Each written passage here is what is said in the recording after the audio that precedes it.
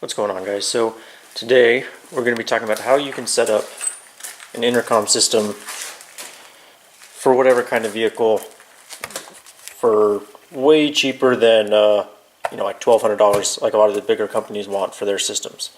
So basically all we've got here, this one is a Softcom International. It's really just a aircraft intercom. So it's really pretty simple. So you've got your headsets here. They've got two connections. One's a mic, one's the headphones. And on here, if you can see, you've got for the pilot or driver, co-driver, got mic, headphones, mic. That's really about it. They can be powered off of two 9-volt batteries, or you can plug them in with USB. That's how I have mine hooked up. And then you've got recorder in, recorder out if you wanted to put audio in or put audio out and connect it to your like GoPro or whatever you want to do. So that in itself is pretty simple. So really all you do to hook it up is just plug them in the right spot, obviously. And then what I've done for mine is I use this splitter on the co-driver's headphone. And so what that goes to is a little headphone amp and an old iPhone I have just to play music off of. So basically these are called like high impedance headphones. So if you just plug it straight into the phone into it, you can barely hear the audio.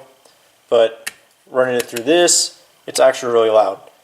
And then you can turn it up and down on this, and then you still have your audio and squelch settings on these, as well as volume controls on the headsets themselves. So you got a lot of adjustability in them. And then, so with that splitter, you have this guy that just plugs into the other one, and then the mic plugs in like normal. And then that's about it. So I think the intercom system itself I paid $55 for.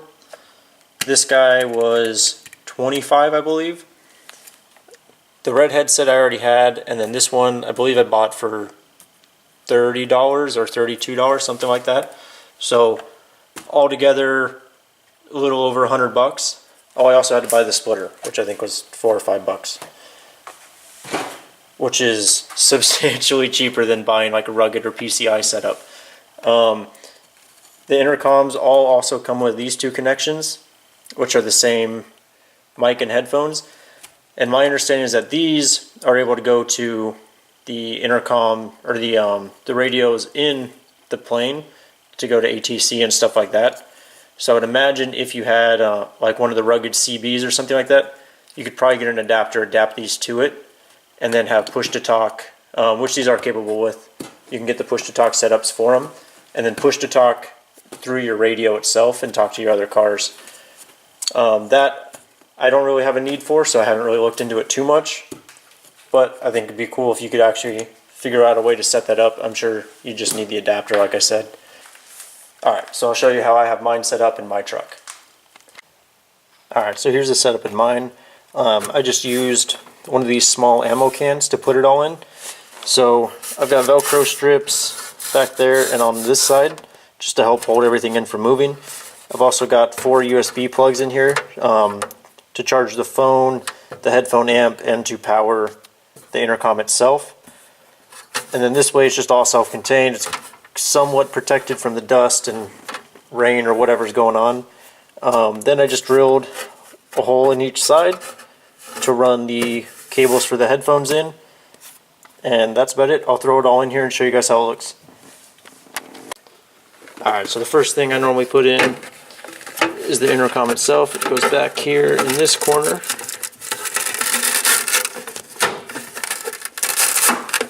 The Velcro will work with me. There it goes. And so that'll stick right there. And then find the power cable for it.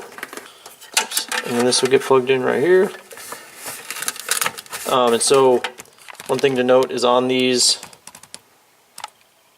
where it says aux right there, it means auxiliary power. It took me a minute to figure that out. I was like, what kind of freaking aux cable is this?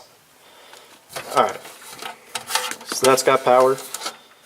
The next thing that I put in is the headphone amp right here, and that'll get stuck to this side, but also first I got to plug it in as well. Alright, so now this is plugged in, and so it will just go right down here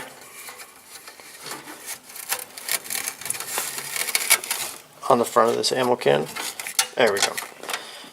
Alright, and then next you just got to run the headphone wires through and plug everything in.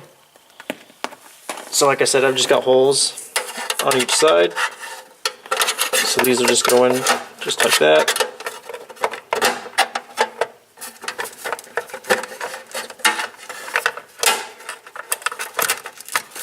That one will plug into the mic. And then we will plug in the adapter so that way we can have music.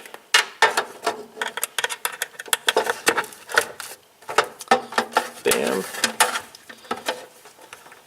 The headphone cable plugs into one side of that adapter. Bam. And then off of our headphone amp, that will plug into the other one.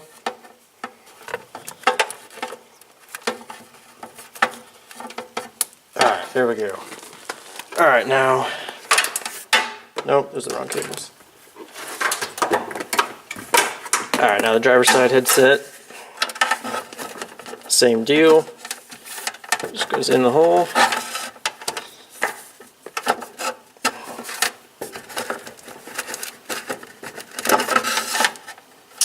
Like so, and bam.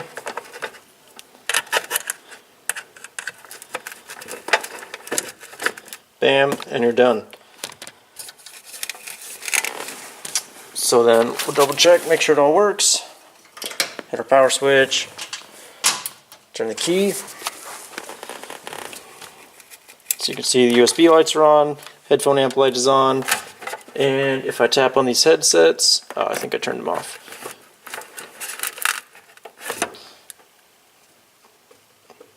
Then there you go. You can see that red light in there. Maybe you can, maybe you can't.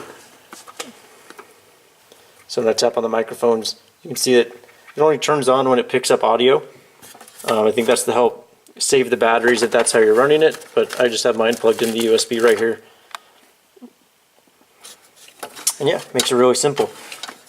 If you guys are interested in doing something similar like this in your own car, I'll post a link to all this stuff. I got it all on eBay. Just that was the cheapest way to do it, because you can buy these new, but they're still a couple $100. But like I said, I found this one used for $50 and the headphones used for I think 30. So it came out much cheaper and works pretty great. Alright, so here it is with everything back in there. As you can see, of course that cord pops out right when I go to close it. Closes up nice and secured. The only ugly thing is these USBs sticking out of the side, but they're kind of tucked in there in between the seats. You can't really notice them too much. If you guys are looking at doing something like this in your own car, I'll be sure to post a link to all this stuff in there. Like I said, I think it costs around $100 for the whole setup, which is much cheaper than anything else you can find on the market. So yeah guys, thanks for watching. Have a good night.